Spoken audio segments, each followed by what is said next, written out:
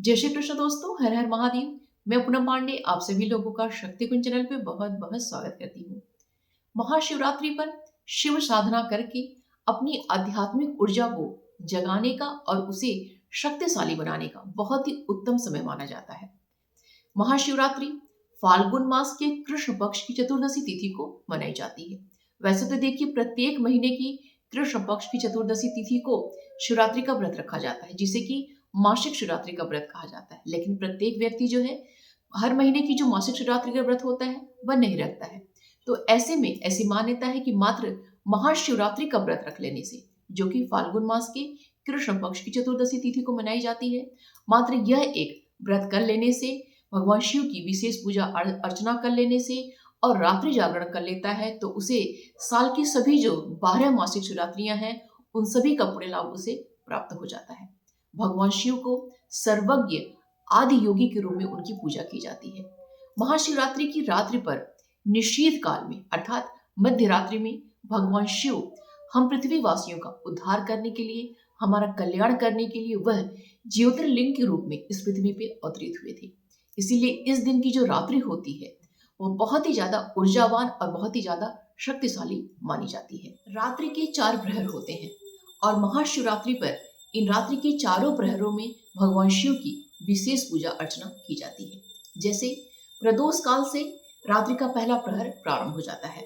तो प्रदोष काल में लगभग 6 बजे से लेके आपका रात्रि के लगभग 9 बजे तक रात्रि का पहले प्रहर का भगवान शिव का पूजन अर्चन किया जाता है। वैसे उसके बाद जो है, रात्रि के लगभग 9 बजे से लेके रात्रि के 12 बजे तक भगवान शिव के दूसरे प्रहर की पूजा की जाती है और लगभग रात्रि के 12 बजे से लेके रात्रि के 3 बजे तक रात्रि के तीसरे प्रहर की जो है भगवान शिव की विशेष पूजा अर्चना की जाती है। और रात्रि के लगभग 3 बजे से लेके अगले दिन के सुबह के 6 बजे तक, मतलब सूर्योदय तक जो है, भगवान जो चौथे प्रहर की पूजा की जाती है, जिसमें भगवान की विशेष पूजा अर्चना की जाती है। ये जो टाइमिंग मैंने बताया है आपको चारों प्रहर का, तो ये मैंने राउंड फिगर में आपको बताया है। तो जब एक्चुअल टाइम होता है हर साल का, तो 5-10 मिनट आगे पीछे वो हो जाता है। आगे मैं आपको बताऊंगी कि इस साल का जो एक्चुअल जो समय, एग्जैक्ट जो समय है चारों प्रहर की पूजा का, वो क्या है। तो इन चारों प्रहरों में जो है भगवान शिव की विशेष पूजा अर्चना की जाती है और इन चारों प्रहरों में भगवान शिव के अलग अलग स्वरूपों की पूजा की जाती है और अलग अलग पदार्थों से विशेष पूजा अर्चना की जाती है। जैसे कि रात्रि का जो पहला प्रहर होता है, जो भगवान शिव की विशेष पूजा की जाती है 6 बजे से लेकर रात्रि के 9 बजे तक, इसमें भगवान शिव के ईशान स्वरूप की पूजा की जाती है और इसमें शिवलिंग का दूध से अभिषेक किया जाता है। और रात्रि के जो दूसरे प्रहर की पूजा होती है रात्रि के 9 बजे से लेकर 12 बजे तक, उसमें जो है भगवान जो शिवलिंग का जो अभिषेक है वो दधी से किया जाता है, अर्थात दही से किया जाता है और इसमें भगवान शिव के अघोर स्वरूप की पूजा की जाती है। रात्रि के तीसरे प्रहर में रात्रि के 12 बजे से लेकर रात्रि के 3 बजे तक जो भगवान शिव का पूजन किया जाता है, तो उसमें उनके वामदेव स्वरूप की पूजा की जाती है और इसमें शिवलिंग का जो है घी से अभिषेक किया जाता है। और रात्रि का जो चौथा प्रहर होता है 3 बजे से लेकर सुबह 6 बजे तक का, इसमें जो पूजन किया जाता है, इसमें भगवान शिव के सद्योजात स्वरूप की पूजा की जाती है और इसमें शिवलिंग का जो है शहद से अभिषेक किया जाता है। तो इन चारों प्रहर में भगवान शिव के अलग अलग स्वरूपों की पूजा की जाती है और उन स्वरूपों से संबंधित जो मंत्र होते हैं उन मंत्रों का भी प्रयोग किया जाता है और अलग अलग पदार्थों से की जाती है। तो लेकिन अगर इन चारों प्रहरों का किसी व्यक्ति के लिए चारों प्रहर का पूजा करना संभव न हो, तो ऐसे में मात्र आप एक प्रहर की पूजा भी आप कर सकते हैं और आप जो है भगवान शिव की पूजा का लाभ उठा सकते हैं। महाशिवरात्रि पर जो 4 प्रहर की पूजा की जाती है भगवान शिव की, उसको लेकर जो सामान्य जन में जो है बड़ा कंफ्यूजन रहता है कि इसको किस तरीके से करना चाहिए, इसमें क्या नियम होता है। तो पहला देखिए, स्नान को लेकर लोगों में बड़ा कंफ्यूजन होता है। पिछले साल मुझसे बहुत सारे लोगों ने कई तरीके के प्रश्न किए थे, तो उसमें देखिए स्नान का भी एक प्रश्न था, क्या कि हर प्रहर में जो है स्नान करना है फिर हमें पूजन पे बैठना है। देखिए ऐसा नहीं होता है। जब हम पहले प्रहर की पूजा करते हैं जो कि प्रदोष काल में होता है, तो वहां पे जो है हम स्नान कर लेते हैं। उसके पश्चात मात्र हमें एक बार स्नान करना है प्रदोष काल के समय पे। उसके पश्चात जो है आप चारों प्रहर की पूजा जो है अपने आप संपन्न कर सकते हैं। देखिए स्नान करने की आवश्यकता तहाँ पड़ती है जब आप अशुद्ध हो जाते हैं। अगर आप शौच वगैरह कर लेते हैं बीच में, तो फिर आपको स्नान करने की आवश्यकता है। अदरवाइज जो है, अगर आप शुद्ध हैं बिल्कुल, तो आपको स्नान करने की आवश्यकता नहीं है। मात्र जो है संध्या काल में जो है प्रदोष काल में आप एक बार स्नान कीजिए और चारों प्रहर की पूजा जो है अपने आप संपन्न कर लीजिए। दूसरा, लोगों के मन में ये प्रश्न रहता है कि क्या हमें जो चार प्रहर की पूजा होती है तो क्या एक ही शिवलिंग से हमें पूजन करना है या चार प्रहर में अलग अलग जो है शिवलिंग की हमें पूजा करनी है? तो देखिए, जो महाशिवरात्रि के दिन हर मंदिर में बहुत ही ज़्यादा भीड़ होती है। कोई ऐसा मंदिर नहीं मिलता है जहाँ पे भीड़ हमको ना मिले। तो ऐसे में देखिए, चार प्रहर की पूजा करना वहाँ पे देखिए संभव नहीं होता है कि अलग-अलग से जाके हम चार प्रहर की पूजा हम उसमें कर पाएँ। तो घर पे अगर आपने शिवलिंग रखा हुआ है, तो एक ही शिवलिंग से हम चार प्रहर की पूजा संपन्न करेंगे। महाशिवरात्रि पे बहुत सारे लोग जो हैं पार्थिव शिवलिंग का निर्माण करते हैं। तो पार्थिव शिवलिंग का निर्माण करके पूजन अर्चन करते हैं। तो ऐसे स्थिति में देखिए, आप एक ही पार्थिव शिवलिंग का निर्माण करेंगे और एक ही पार्थिव शिवलिंग से आप चारों प्रहर की पूजा करेंगे। ऐसा नहीं है कि चार प्रहर में आपको चार पार्थिव शिवलिंग का निर्माण करके पूजन आपको करना है। ठीक है? चाहे आप जो आपने शिवलिंग रखा हुआ है, नर्मदेश्वर महादेव रखा है, चाहे आपने पारस शिवलिंग रखा हुआ है, जो भी आपने रखा हुआ है उसी से आप पूजा कर लीजिए, या फिर पार्थिव शिवलिंग आपने निर्माण किया हुआ है तो एक मात्र बना के आपको पूजन अर्चन करना है। तीसरा जो है, जो चार प्रहर की पूजा की जो सामग्री हम प्रयोग करते हैं, तो क्या एक ही सामग्री हमें चारों प्रहर की पूजा में करना है या फिर अलग-अलग सामग्री से हमें पूजन करना है? ये भी लोग बहुत कन्फ्यूज़ रहते हैं। तो देखिए, जो चार प्रहर की पूजा होती है, तो सबसे सरल तरीका यही होता है कि जब हम पहली बार हम पूजा करें, पहली बार बैठें, तो 4 थाली जो है पहले ही अपनी बना बना के हम तैयार कर लें। ठीक है? जो-जो सामग्रियाँ हमें चाहनी है, हमारे पास जो पूजन हमें जो भगवान शिव को हमें अर्पित करना है, एग्ज़ैक्ट जैसे जो है एक ज समान जो है 4 थाली हमें बना के तैयार कर लेनी चाहिए।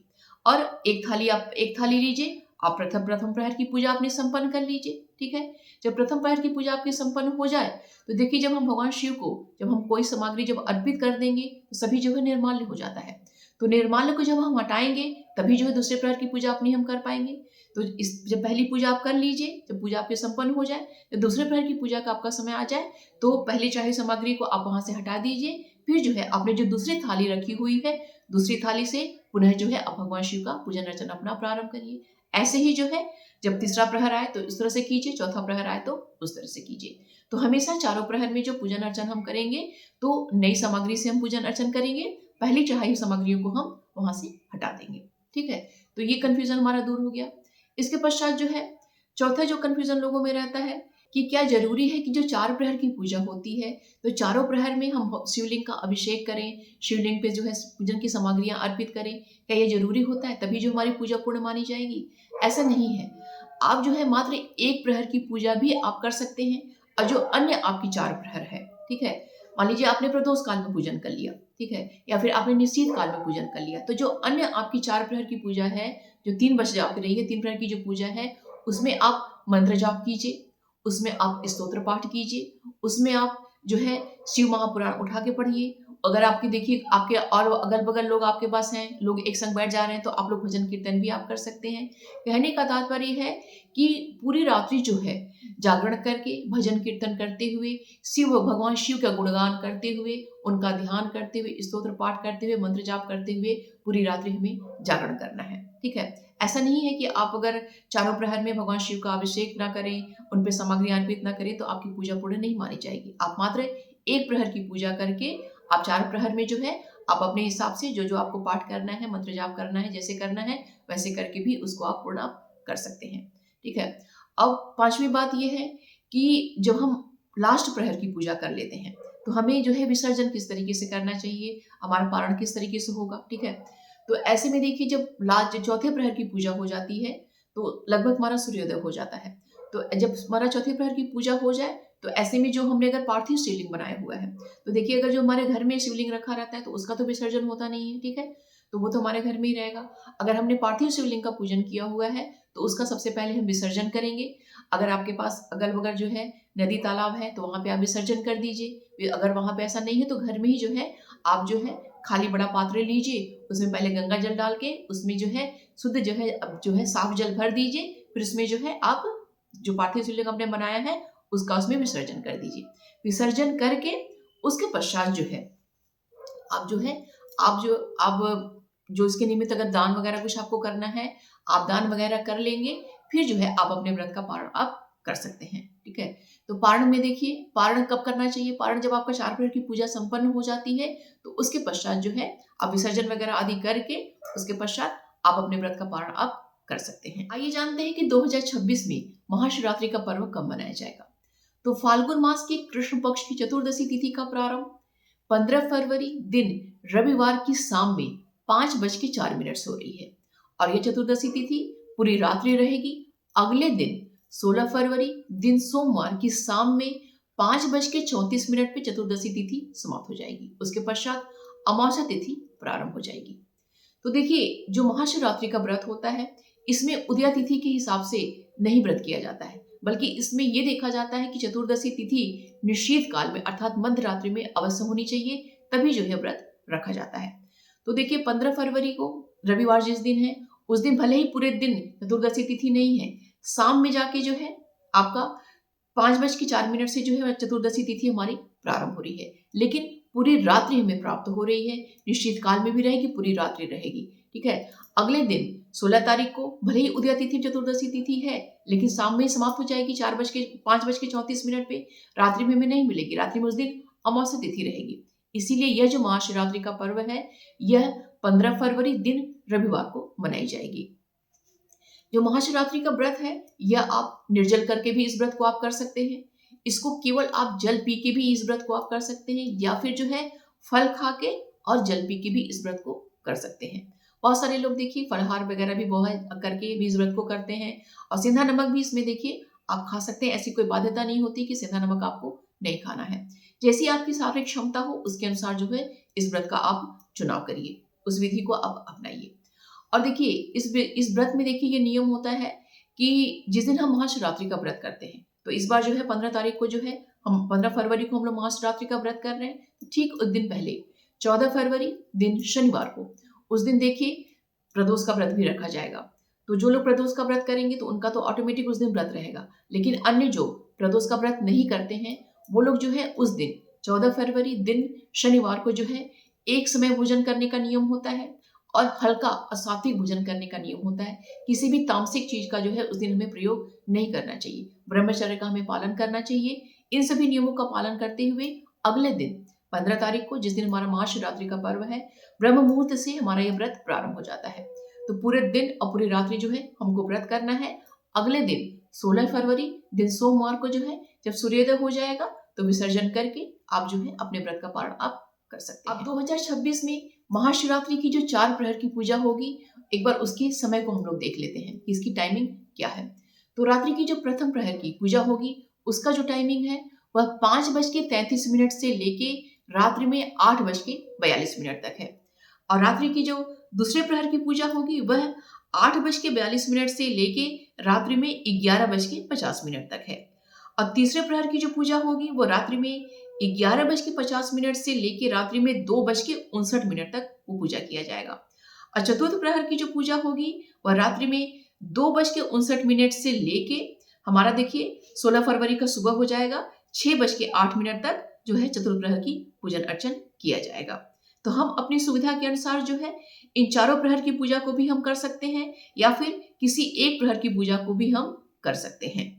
इस बार की जो महाशिवरात्रि है देखिए बहुत ही अच्छे योग में संपन्न हो रही है, क्योंकि इस बार की जो महाशिवरात्रि है वह व्यतिपात योग में संपन्न हो रही है। और यह व्यतिपात योग देखिए महाशिवरात्रि के दिन अर्थात 15 फरवरी दिन रविवार के दिन ब्रह्म मुहूर्त से हमारा प्रारंभ हो जा रहा है, पूरे दिन रहेगा और रात्रि में जाके 2:47 पे जो है व्यतिपात योग समाप्त हो जा रहा है। मतलब कि हमारा समझ लीजिए कि रात्रि का जो 3 प्रहर है, 3 प्रहर का पूजन जो है व्यतिपात योग तक हम लोग कर सकते हैं। और व्यतिपात योग तो देखिए वैसे मांगलिक कार्यों के लिए, जैसे शादी विवाह है, सगाई समारोह, अन्य जो मांगलिक कार्य होते हैं उन सभी के लिए देखिए बहुत ही अशुभ माना जाता है, लेकिन आध्यात्मिक कार्य के लिए जो है व्यतिपात योग बहुत ही उत्तम माना जाता है।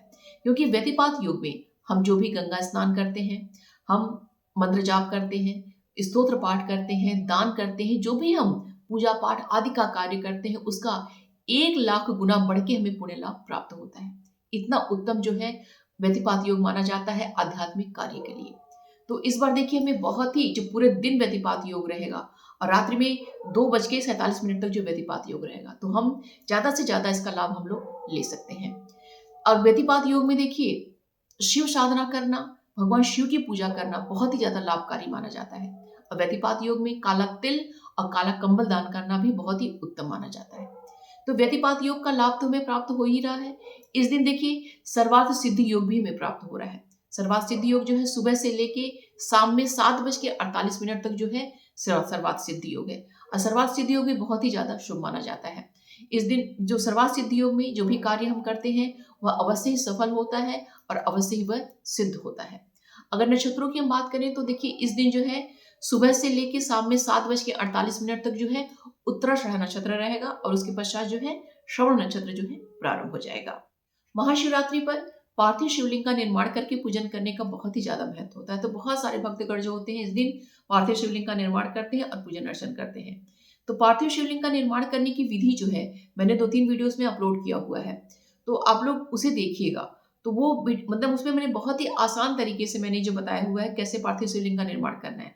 तो अगर आपने वो वीडियो देखा हुआ है तो बहुत ही अच्छा है, अगर नहीं देखा है तो आप लोग उसे अवश्य देखिएगा, क्योंकि एक बार उसको आप देख लेंगे, अच्छे से समझ लेंगे, तो आप जब भी चाहिए, ऐसा नहीं कि केवल महाशिवरात्रि, आप जब भी चाहिए आप जो है पार्थिव शिवलिंग का निर्माण करके पूजन अर्चना अपना आप कर सकते हैं। तो लिंक जो है मैं डिस्क्रिप्शन में दे दूंगी, या फिर मेरे पेज पे जाके आप जो है वहां पे प्लेलिस्ट में चले जाएंगे तो प्लेलिस्ट में मैंने सब कुछ वहां पे दिया हुआ है, आप वहां से भी सब वीडियो आप देख सकते हैं। पार्थिव शिवलिंग के अलावा मैंने भगवान शिव की पूजा की विधि, भगवान शिव के बहुत अच्छे अच्छे स्तोत्र डाले हुए हैं, भगवान शिव के 108 नाम और मैं अन्य जो है नाम वगैरह जो मैंने वहाँ पे सब डाला हुआ है, वो भी आप जो है वहाँ से प्लेलिस्ट से आप देख सकते हैं। वैसे में जो लिंक जो है मैं डिस्क्रिप्शन में डाल दूंगी, आप वहाँ से भी आप लोग देख लीजिएगा। इससे संबंधित कोई भी अन्य अगर आपका प्रश्न है तो कमेंट बॉक्स में मुझसे पूछिएगा, उसका रिप्लाई मैं आपको अवश्य दूंगी। तो उम्मीद करती हूँ कि ये वीडियो आप सभी के लिए बहुत ही हेल्पफुल होगा। वीडियो पसंद आएगा तो प्लीज़ लाइक अवश्य कीजिएगा, अन्य लोगों के संग भी इसे शेयर कीजिएगा। चैनल पे अगर नए हैं तो प्लीज चैनल को सब्सक्राइब अवश्य कर लीजिएगा और कमेंट बॉक्स में हर हर महादेव अवश्य लिखिएगा। मिलते हैं अगले वीडियो में, अपना और अपनों का ख्याल रखिएगा। जय श्री कृष्ण, हर हर महादेव।